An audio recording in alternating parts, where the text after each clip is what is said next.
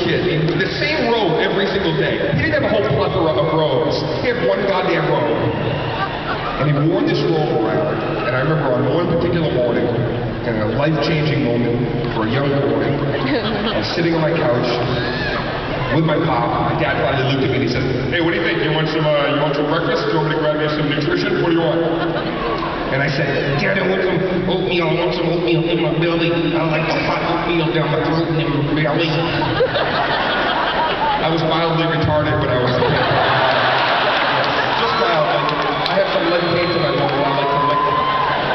I thought I was a Salisbury, so I used to lick lead paint. So my dad, he finally said, "I'm going to go get you some oatmeal." And then just the way he went to push himself off the couch, the robe opened up like a show was about to begin. It was like, oh yeah. This robe opened up, and on this day, my dad decided to go sans underwear. So he was wearing nothing under the robe. And suddenly, as a young boy, I looked over and I'm just staring into madness.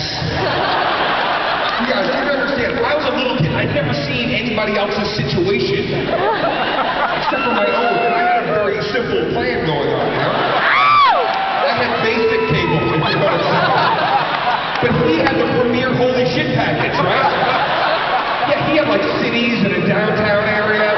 There was a wizard on a hilltop shooting lightning. There was a mist coming off his taint. It was madness.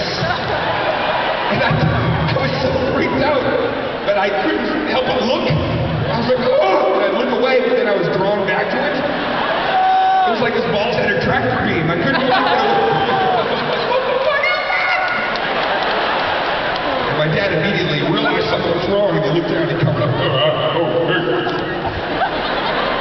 But at that point, the damage was done. I was no longer that bright-eyed boy I once was.